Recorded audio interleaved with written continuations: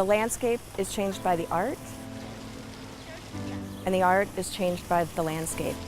This notion of the way that nature behaves with sculpture is what Catalyst is all about.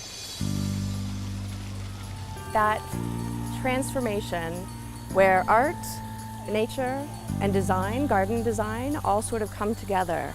And so the sculptures really are intended to activate the space around it and create that dialogue between art and nature. And there are some extremely talented people working right here in Colorado. And so that was really the first thing that we went into in terms of curating the exhibition. Then one of the sub-story here is that it ends up being about the enormous diversity of artists working in the state.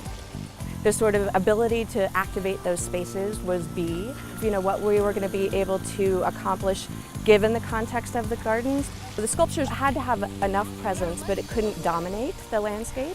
And then the last one really is a totally practical one, which is that it absolutely had to survive a Colorado winter. The weather that we experienced showed us about the way that their sculpture would interact with the landscape. It showed us the sort of spectrum of that immediately. When it was snowing, in the act of snowing, you could see the dappled effect on the water. If I didn't love the landscape so much, I would never put up with such weather. It was absolutely crazy, and it seems like every installation is under those crazy conditions. It's raining, it's snowing, but it just requires more clothing, more Gore-Tex.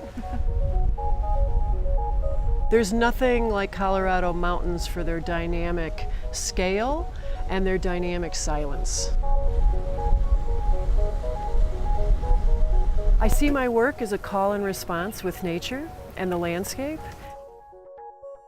Sculpture in the landscape is a very significant combination. And many Colorado artists came to Colorado or stay in Colorado because of their marriage to the landscape. The mind's eye of my work is about geometry and scale. I love the idea of a visitor or an art lover being able to actually conceptually enter or physically enter these environments. These are called site-specific sculptures that are meant to create a small landscape within a landscape, so that you can look within and you can turn around and look without. So it's a way of seeing the Botanic Garden in a new way through the art. The sculptures really do invite you to pay attention, and that's sort of the point of the exhibition. There are places where you get to see different sculptures. You get a little bit of a vantage point this way, and in one position you get to see 2 or 3 sculptures at a time.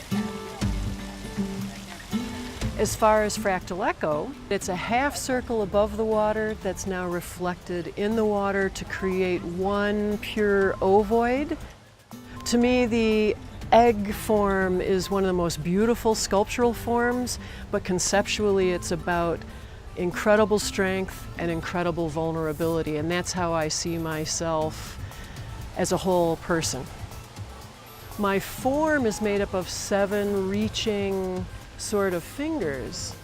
They're all unique, like we are.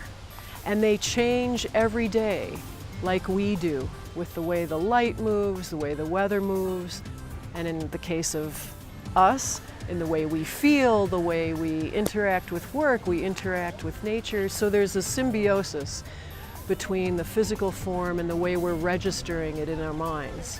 We wanted to actually stay away from figurative work. We wanted a little bit more of an abstracted translation of nature or relationship with nature.